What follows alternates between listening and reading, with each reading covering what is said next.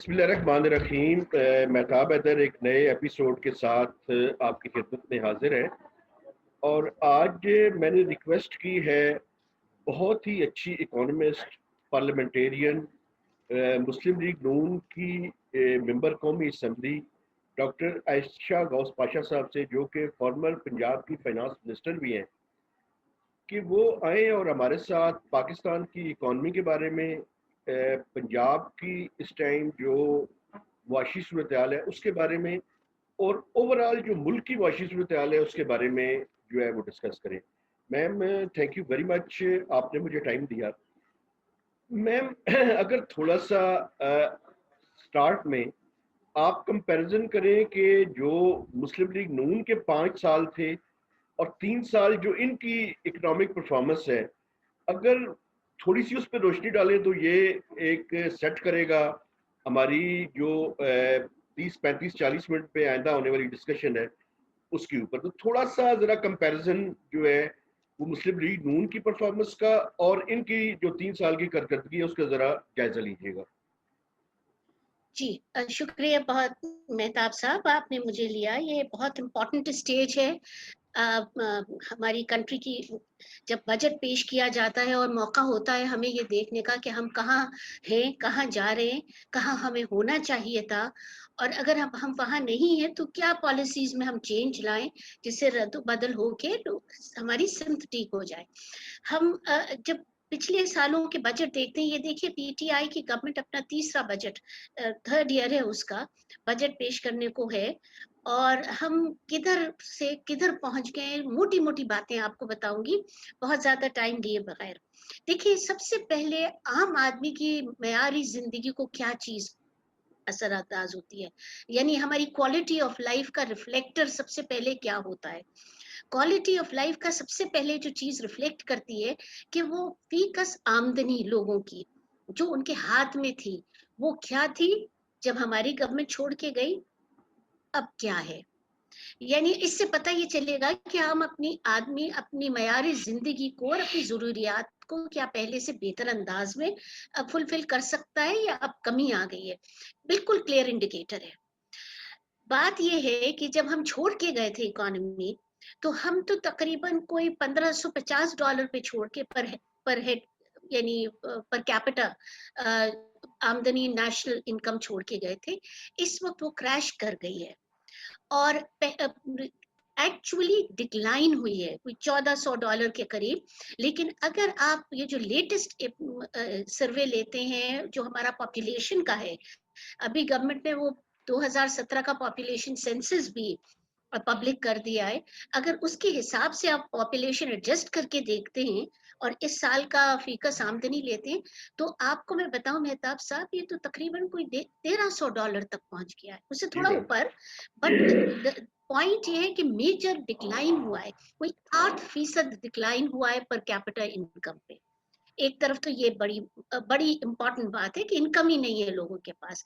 देखिए, इनकम ना हुई, दूसरी तरफ ये जो रिसेशन हुआ है इकोनॉमी में, कि जहां उन्होंने हम ग्रोथ रेट छोड़ के गए, पीएमएलएन कहती है, हिसाबदार साहब कहते हैं 5.8, मैं कहती हूँ चलो हम पाकिस्तान ब्यूरो ऑफ स्टेटिस्टिक्स का डेटा लेते हैं, उसमें भी 5.5% ग्रोथ रेट पे हम छोड़ के गए एक ही साल में। कोविड से पहले, चलो कोविड एक्स्ट्राऑर्डिनरी कंडीशन थी, उसको हमने उनको कुछ डिस्काउंट दे दिया।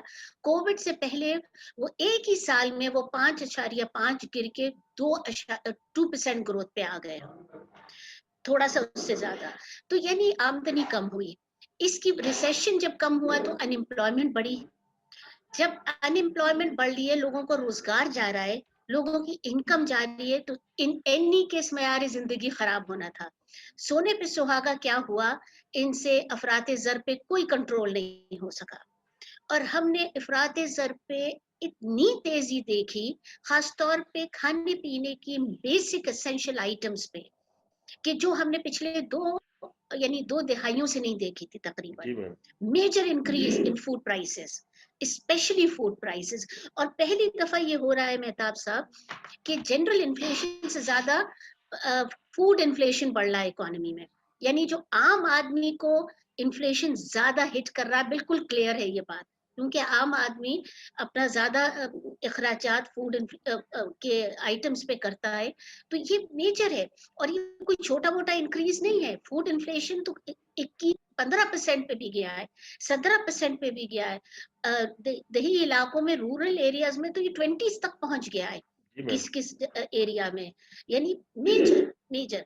तो आम आदमी तो मेयारी ज़िंदगी अपना बिल्कुल खो गया है। अनएम्प्लॉयमेंट बढ़ गई, जो पैसे हैं वो उतना खरीद नहीं पा रहे। तो एक आम आदमी को अपने बच्चों को 2 वक़्त की रोटी खिलाना मुश्किल हो। ये जो ग्रोथ है इनकी 4% को अगर मान भी लिया जाए, तो आप ये सवाल ये है कि क्या ये पिछले साल जो नेगेटिव थी, वो जो आइडल कैपेसिटी थी, उस आइडल कैपेसिटी को यूटिलाइज करके इन्होंने ग्रोथ हासिल नहीं की? और दूसरा, ये कैसी ग्रोथ है कि जो जॉबलेस ग्रोथ है? यानी आप ये जी। देखिए कि ना इन्वेस्टमेंट में इजाफा हुआ है, ना कोई नई फैक्ट्री लगी है, ना कुछ और हुआ है। तो ये ऐसी ग्रोथ है, अगर पॉजिटिव मान भी लिया जाए उसको, तो ये इस ग्रोथ के नतीजे में कोई जॉब अपॉर्चुनिटीज क्रिएट नहीं हुई। तो क्या मेरा मेरा ये तासर दुरुस्त है? देखिए मेरी गुज़ारिश सुनिए आप, आपका ये जो इनिशियल हाइपोथेसिस है वो मुझे वैलिडेट होता नज़र आ रहा है। अब 2 वजूहात हैं मैं क्यों कह रही हूँ ये। ये क्लेम कर रहे हैं ग्रोथ हुई है और दिखा भी रहे हैं हुई है। 2 चीज़ों से हुई है, 3.9% पे आ गए हैं। मेरा कहना ये है उस पे कि देखें, आप जब इतने लो बेस से शुरू करते हैं, जिससे हमने शुरू किया पिछला साल, इन्होंने शुरू किया पिछले साल के बारे में ये कहा, कोविड से अफेक्ट होके, कि ये इकोनॉमी कॉन्ट्रैक्ट हुई है यानी सिकुड़ी है 0.4% से। हमारा ख्याल ये है, और इंडिपेंडेंट इकोनॉमिस्ट यही कह रहे हैं और नंबर्स दिखा रहे हैं कि वो पिछले साल का जो कंट्रैक्शन था, यानी जो रिसेशन था, वो असल में इससे ज्यादा था जो गवर्नमेंट ने अंडर स्टेट किया है, क्योंकि वो अपना सक्सेस दिखाना चाह रहे थे इकोनॉमिक मैनेजमेंट में। तो वो जो 0.4% है, ये तो खुद कह रहे हैं कि अब जाके कि वो 0.5% नेगेटिव था। इंडिपेंडेंट इकोनॉमिस्ट का ख्याल है कि वो शायद -2% था, यानी इनफैक्ट 2-2.1%, यानी जो गिरावट थी इकोनॉमी में वो बहुत तेजी से थी और बहुत ज्यादा थी, और गवर्नमेंट ने कम बताई। तो अब अगर इस बैकग्राउंड पे आप ये 3.9% ग्रोथ लेते हैं, जो कि ये गवर्नमेंट क्लेम कर रही है, चलो मैंने मान लिया कि ये जो क्लेम कर रही है सही होगी, तो जब आप -2% से 3.9 पे जाते हैं, तो जो रिकवरी 18-19 के मुकाबले में है, वो ये जो कह रहे हैं ना 3.4% की रिकवरी है, वो असल में 1.8% की रिकवरी है। तो जब है ही इतनी कम रिकवरी, पॉपुलेशन ग्रोथ आपकी 2.4% है, रिकवरी ये 2 सालों में जो गवर्नमेंट की एवरेज रही है वो 1.8% ग्रोथ है, तो कहाँ नजर आ रही है लोगों की वेलबींग, कहाँ इंप्रूव हो रहा है? तो रिकवरी तो नहीं हो रही। ये शायद ये जो इन्होंने ढोल बजाने शुरू कर दिए हैं कि हम सेलिब्रेट कर रहे हैं रिकवरी, देर ओवर स्टेटिंग इट, ठीक है मैम। क्योंकि इन्होंने अपना अंडरस्टेट किया। और दूसरी इंपॉर्टेंट बात, क्या ये टोटली गवर्नमेंट की फिस्कल पॉलिसीज की वजह से हुआ है, जिस तरह उन्होंने इकोनॉमी मैनेज की है? तो मैं इस पे आपको थोड़ा सा बताऊं, जरूरी ये है हम देखें कि ये ग्रोथ जो ये क्लेम 3.9 की है, वो किन सेक्टर से आई है। जी मैम। देखें, इसमें बड़ा सेक्टर जो है वो आ रहा है होलसेल एंड रिटेल ट्रेड का। इसमें बड़ा सेक्टर जो है वो आ रहा है ट्रांसपोर्ट एंड कम्युनिकेशन का। हुआ ये है सब इनफॉर्मल सेक्टर्स। इसमें गवर्नमेंट के ना डॉक्यूमेंटेशन इतनी है, ना कोई रोल है पॉलिसी में, ना कोई इतना रेगुलेटरी किया है, ना गवर्नमेंट ने कोई ऐसा पैकेज दिया था जो इनके लिए, जिसकी वजह से ये रिवाइव हो गए। ये पाकिस्तान की इनफॉर्मल इकोनॉमी है, और इससे जो बिल्कुल वाजे तौर पे नजर आ रहा है कि पाकिस्तान की इनफॉर्मल इकोनॉमी में बड़ी रेजिलियंस है। झटका उसको पड़ता है, वो नीचे जाते हैं, बट क्योंकि वो इतनी रेजिलियंट इकोनॉमी है, वो खुद अब उठती है और वो कुशन प्रोवाइड करती है पॉवर्टी में, और वो अपने आप को खुद अपने पैरों पे खड़ा करना चाहती है। ये बारहा पाकिस्तान ने देखा है कि इनफॉर्मल इकोनॉमी कुशन बन जाती है इकोनॉमी के लिए, और एक दफा और यही हुआ है। ज्यादा ग्रोथ आई है इन सेक्टर्स में जो कि इनफॉर्मल है। हाँ, कुछ ग्रोथ आई है स्मॉल एंड मीडियम एंटरप्राइजेस में भी, वो स्टेट बैंक ने जो पैकेज दिया उसमें थोड़ी सी उससे फादियत हुई है, लेट्स कॉल अ स्पेड, उसमें इम्प्रूवमेंट हुआ है। लेकिन जो बाकी चीजें ये क्लेम कर रहे हैं कि हमने एग्रीकल्चर पैकेज दे दिया और ये कर दिया वो कर दिया, मैं ये समझती हूँ उसका इफेक्ट इतना नहीं हुआ। एग्रीकल्चर इनफैक्ट ये ओवरस्टेट कर रहे हैं ग्रोथ, इसलिए कि कुछ क्रॉप्स इम्प्रूव तो हुई हैं, वीट क्रॉप हुई है और शुगर केन इम्प्रूव हुआ, लेकिन ये अंडरस्टेट कर रहे हैं जो कॉटन का डिबैकल है, जो कपास की क्रॉप गिरी थी वो -34% का ड्रॉप था, ये नहीं एक्नॉलेज कर रहे हैं उसको, तो वो उससे नलिफाई हो जाता है, यानी वो उसको ड्रेन अवे हो जाता है। एग्रीकल्चर इतना नहीं सपोर्ट कर रहा, इनफॉर्मल इकोनॉमी है जो पाकिस्तान को उठा रही है अपने पैरों पे। मैम ये बताइए, ये ग्रोथ पे आखिरी सवाल है, उसके बाद बाकी चीज़ों को डिस्कस करेंगे। देखिए ये वीट की जो ले रहे हैं एस्टिमेटेड, कुछ दिन पहले फेडरल एग्रीकल्चर कमेटी की मीटिंग हुई, तो उसमें 26.2 और 26.5 मिलियन टन का लिया गया। अब पंजाब ने उसको इतना इन्फ्लेट किया, तो कहीं ये प्रोडक्शन जो है वो जैसे 2 साल पहले हुआ था कि पहले इन्होंने ओवरस्टेट करके बताई, उसी की बुनियाद पे एक्सपोर्ट्स की इजाजत दे दी और बाद में पता चला कि वो तो उतनी प्रोडक्शन ही नहीं हुई थी।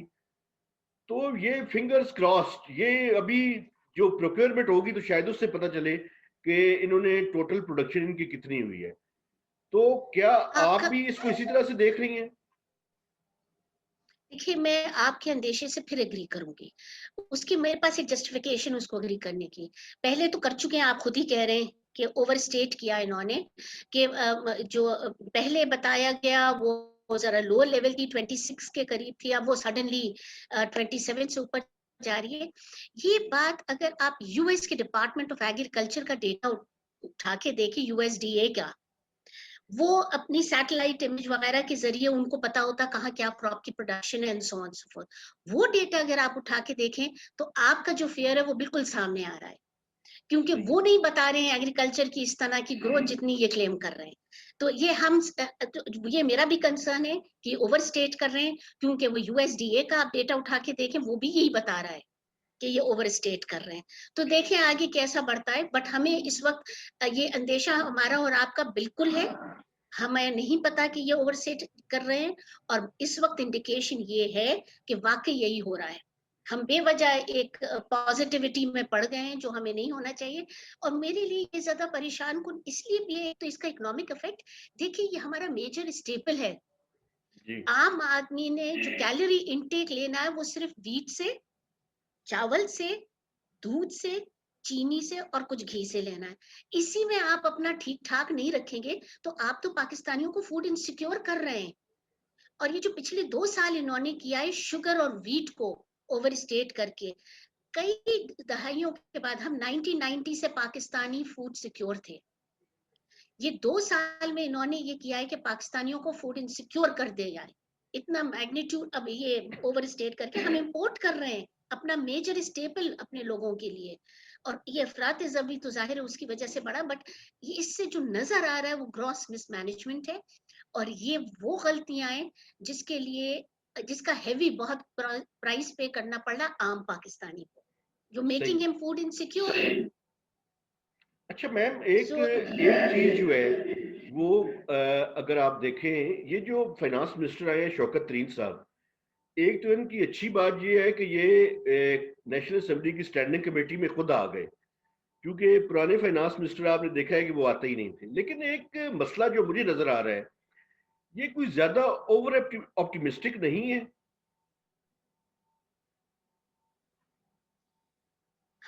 देखिए, आप बिल्कुल ठीक कह रहे हैं, इनको अप्रिशिएट करना चाहिए कि इन्होंने पार्लियामेंट्री नेशनल असेंबली की स्टैंडिंग कमेटी के पास आए और आके इन्होंने unlike the previous finance ministers upfront आके कम से कम एक विजन दिया है कि हम ये करना चाहते हैं और हम इस तरह आगे बढ़ना चाहते हैं।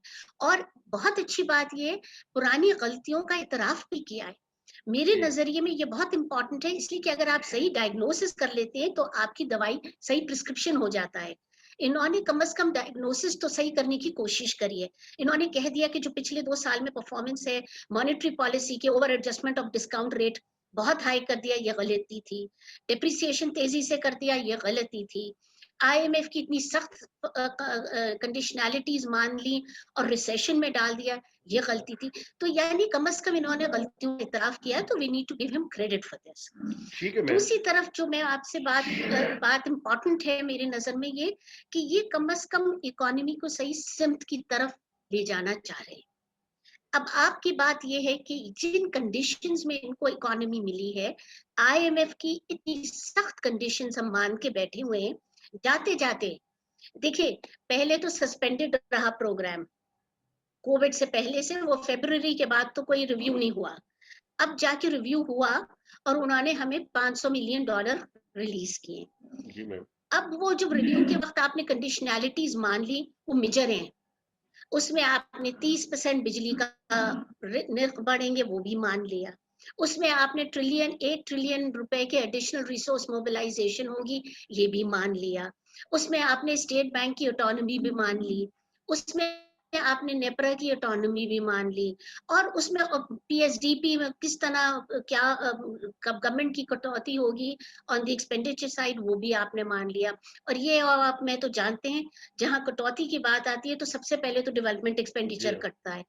तो ये सारी चीजें जब आप मान के बैठे हुए हैं, तो आपके पास, जिसे कहना चाहिए ना, हम एक एक्सप्रेशन यूज करते हैं, डिग्रीज ऑफ फ्रीडम। क्या लेवरेज रह गया, क्या जगह रह गई जिसपे आप ऑपरेट कर सकते हैं, और जो आपका विजन है ग्रोथ की तरफ ले जाने के लिए, वो ले भी जाएंगे आप या नहीं ले जा सकते। दिल की ख्वाहिश दूसरी बात होती है, बट उसको प्रैक्टिकली करना दूसरी बात है। क्या आप आईएमएफ को नाराज कर सकते हैं इस वक्त? मैम, एक मेरा बात। मेरा सवाल यहाँ पे, सॉरी मैं आपको रोक रहा हूँ, मुझे ये लग रहा है, मैं ओवर ऑप्टिमिस्टिक इसलिए कह रहा था कि मुझे ये लग रहा है कि आईएमएफ का प्रोग्राम सस्पेंशन की तरफ जा रहा है। जी, देखिए आपके पास चॉइस कोई नहीं है। अभी ऑलरेडी आईएमएफ से ने ये कह दिया है कि अगली दफा अब हम कंसिडर करेंगे नेक्स्ट रिव्यू, यानी दिसंबर के रिव्यू के बाद। अब जब ये बजट लेकर आ रहे हैं, तो वो बजट तो इनको इसी आईएमएफ की अंडरस्टैंडिंग पे लेकर आना है ना। अगर इस आईएमएफ की जो करंट अंडरस्टैंडिंग है उस पे ये बजट नहीं लाते हैं, तो ये क्या बताएंगे आईएमएफ को कि हमने आपकी बातें नहीं मानी? तो वो आईएमएफ क्या करेगा? वही करेगा जो पिछली दफा हुआ, कंडीशनैलिटीज नहीं मानी तो सस्पेंड हो गया, और तकरीबन कोई क्या 2 साल से ज्यादा सस्पेंडेड रहा। जी मैम। ये वही तरफ जा रहे हैं। मेरे ख्याल से ये करेंगे कि आईएमएफ का बजट सस्पेंड कर, आईएमएफ के का प्रोग्राम सस्पेंडेड रहेगा, पैसे वैसे हमें मिलेंगे नहीं। अलबत्ता इनको शायद वो कवर चाहिए जो आईएमएफ के लेटर के प्रोग्राम होने का से इनको मिल जाए, ताकि बाकी जगह से इनको एक्सटर्नल फाइनेंसिंग थोड़ी सी ये पूरी कर सकें, और ये बजट उसी तरह का बनाएंगे। अगर नहीं बनाएंगे और आईएमएफ के तहत ये बजट लेकर आएंगे, तो आप यकीन कीजिए एक पॉलिटिकल रिवोल्ट हो जाएगा। इसलिए कि इतनी सख्त बजट कंसेक्यूटिवली 3 साल क्या आम पाकिस्तानी बर्दाश्त कर सकता है? और ये बिल्कुल ऑप्टिमिस्टिक इनके प्रोजेक्शन है, स्टेट बैंक के भी मैं कहती हूँ, वो ये कह रहे हैं इन्फ्लेशन कम हो रहा है। मुझे कोई एविडेंस ही समझ नहीं आ रही कि इन्फ्लेशन कैसे कम हो रहा है। आपकी सक्सेस क्या रही है इन्फ्लेशन कम करने में? आप ऐसा क्या नई चीज कर रहे हैं जिससे इन्फ्लेशन कम हो जाएगा? मुझे तो बिल्कुल समझ नहीं आ रही। इंटरनेशनल पेट्रोल प्राइसेस बढ़ रहे हैं, इंटरनेशनल कमोडिटी प्राइसेस बढ़ रहे हैं, आपके पास आप अपने प्रोक्योरमेंट प्राइसेस बढ़ा दिए वीट वगैरह के। जी तो किधर क्या चीजें हैं? किस चीज से ये इन्फ्लेशन कम करेंगे? सिर्फ ख्वाहिश दिल में रखने से? या तो हमें क्लियरली बताएं कि ये मेजर्स हैं जिससे इन्फ्लेशन कम होता नजर आ रहा है इनको। सिर्फ नहीं, एक मॉनिटरिंग कमेटी बना देने से नहीं हो जाएगा। बिल्कुल आप मैम ठीक कर रही हैं। अगर आप देखें ना, इंटरनेशनल मार्केट में ऑयल की प्राइसेस $70 को टच कर चुकी हैं पर बैरल। आपने पेट्रोलियम लेवी बिल्कुल कम कर दी है। आपके पास अभी समरी गई थी 3-4 दिन पहले, ₹2 इजाफे की आपने थी, आपने पॉलिटिकल गेन्स के लिए वो इजाफा नहीं किया। अब होगा क्या? होगा ये कि उधर आईएमएफ से 600 अरब की पेट्रोलियम लेवी आपने एग्री की हुई है, तो अगर आप उतनी इजाफा नहीं भी करते, तो आप जुलाई में एक झटके से आप ₹10 कीमत में इजाफा करना पड़ेगा आपको। तो ये किस तरह की इकोनॉमिक मैनेजमेंट है, जो मुझ जैसे एक आम रिपोर्टर को तो शायद थोड़ी सी बातें उसकी जालत की वजह से समझ ना आती हो। ये किस तरह की मैनेजमेंट है जिस तरह से इकोनॉमी को ये चला रहे हैं? बिल्कुल आपका कंसर्न फिर से मेहताब मैं बिल्कुल टोटली शेयर कर रही हूँ। अगर आप इनकी ये 2 साल की मैनेजमेंट ऑफ 2.5 साल की, अब तो 3 साल, तकरीबन पौने 3 साल रह गए। मैनेजमेंट उठा के देखिए, मेजर मेजर फ्लॉज़ हैं पॉलिसी में, पॉलिसी के डायरेक्शन में, किस तरह पॉलिसी सीक्वेंस की गई, कौन सी चीज पहले की गई, कौन सी चीज बाद में की गई, कितनी तेज रफ्तारी से की गई, ये सब चीजें, ये लगता ये है, अब मैं अब आपको ये कहती हूँ कि ये लग रहा है कि बच्चे आके चला रहे हैं, जिनको कोई सेंस नहीं है कि एक मुल्क किस तरह चलना चाहिए, क्या इकोनॉमी की उनकी अंडरस्टैंडिंग नहीं है कि इकोनॉमी किस तरह रिएक्ट करेगी, क्या चीज अब्सॉर्ब कर सकती है बगैर रिएक्शन दिए, कुछ पता नहीं। एकदम से आए, डिवैल्यूएशन कर दिया तेज रफ्तारी से। आपने डेट सर्विसिंग के बर्डन एक्सटर्नल बढ़ा दिया, अब कह रहे हैं डेट सर्विसिंग बढ़ गई। दूसरी तरफ आपने पॉलिसी रेट 6 से लेके 13.25 कर दिया, फिर आप कह रहे हैं रिसेशन हो गया।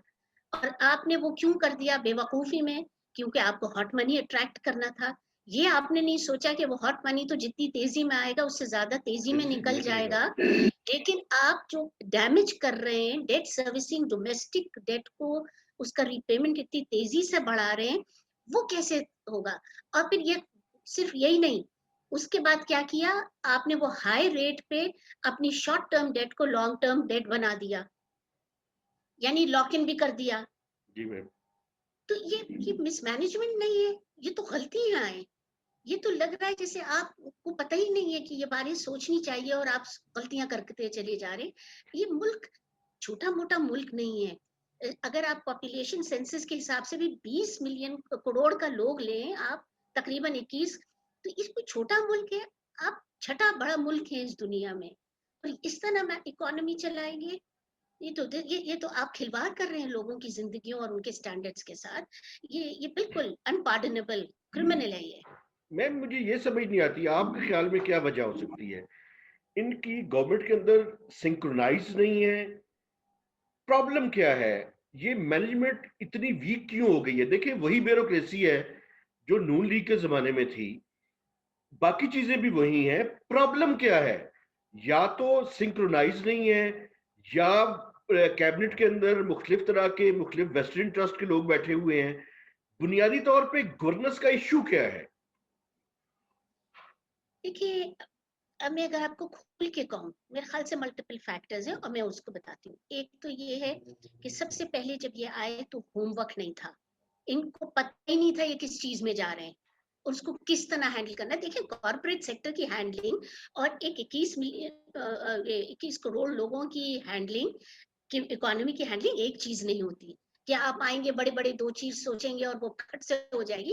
ये मैनेज करने वाली चीज है। इसका इतना बड़ा इनफॉर्मल सेक्टर है ये। लोगों इसके हर एक एक्शन के जनरल इक्विलिब्रियम इफेक्ट्स होते हैं, इम्प्लीकेशंस होते हैं, रेमिफिकेशंस होते हैं, उनको मैनेज करना होता है। तो ये तैयारी से नहीं आए। दूसरा, आए और आन के हम सब जानते हैं, हमें किसी से मशवरा नहीं चाहिए, हम खुद कर लेंगे। ठीक से लोग भी ठीक से नहीं लेकर आए, एक एरोगेंस के साथ आए, किसी की बात नहीं सुनी और अच्छी टीम गैदर नहीं करी। होमवर्क तो पहले ही नहीं था, तो टीम भी नहीं थी, तो यानी कॉम्पिटेंस की भी कमी थी। और फिर नए लोग ऐसे ले आते जो आपको सही बता देते, वो भी नहीं बताया। तीसरी बात जो थी, ब्यूरोक्रेसी के सर पे तो आपने खड़ा करके डंडा लगा दिया नैप का। यानी एक ब्यूरोक्रेट जिसके सर पे हर वक्त ये हो कि मैं गुड फेथ पे डिसीजन लूंगा, तो कहीं ऐसा ना हो करप्शन डिक्लेयर हो जाए, वो आपको कोई फाइल साइन करता नजर आएगा? डेफिनेटली नहीं आएगा आपने तो उनको मैम। डरा दिया। तीसरी बात ये। चौथी, आप ब्यूरोक्रेट्स को भी तो वो लेकर आते सही जगह पोस्टिंग करके। आप देखिए किस तरह कर रहे हैं।